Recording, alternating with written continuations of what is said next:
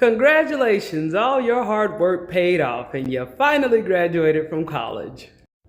But today is most certainly not about you. It's about your mama. Yes, your mama, who is 57 years old, and she looked like she came fresh off the red light district into a funeral. And this is why these days I have such a hard time, like, with black women, because this is the new age of black women. And yeah, I'm gonna go on ahead and talk about the whole slavery thing. You know, we always talking about something that happened, a long time ago. Not that I'm not downplaying it. I'm just saying, this just happened probably sometime last week, somewhere in there. And yeah, okay, you could tie this to slavery, be like, we traumatized and all these different things, but ain't that much trauma in the world. When it comes to your elders being butt naked, that is unacceptable. This is another thing that gets me about the black community too. I get upset because we always talking about the value of education and all that. What is the value if you show up to what's supposed to be the proudest day of your child's life, butt naked? Okay, it's probably not butt naked, but still, like, she looks scandalous. Like, and then it's so tragic for young ladies like me. Look, I don't want to be for the streets, So if I want to go talk to an elder, I gotta go to that.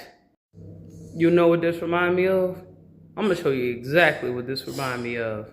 Very powerful. If you look at the eyes, it's looking straight at something, it's focused, it's purposeful. The sculpture proves to be a well-liked juxtaposition placed among the more traditional statues in Times Square, which is the goal, according to officials, of placing said artwork in such a significant area. Coming from a person of color background as well, it's really nice to see something come across as like this everyday person that looks a little bit out of place. Well, she said it. She looked out of place. You know what's so sad?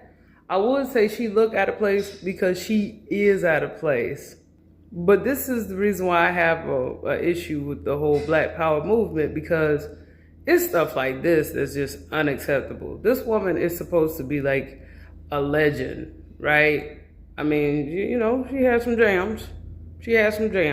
And then, well, you know what? Now that I think about it, now that I really think about it, like, he was a man enough for me. Yeah, this sounds about right. You know what? You know what's so crazy about our legends in the black community?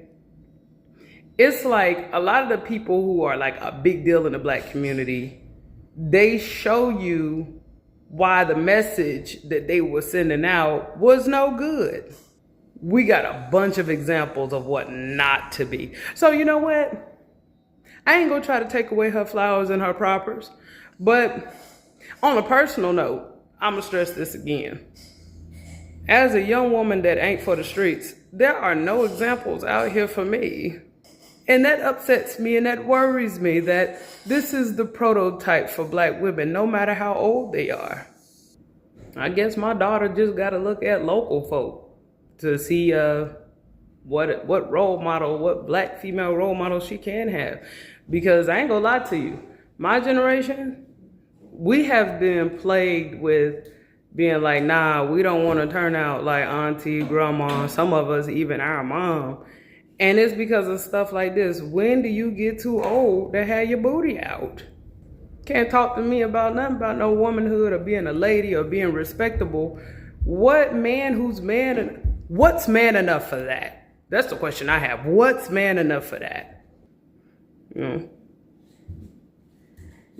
Stockings she got on, or whatever they call it. They look like a trap for YNs.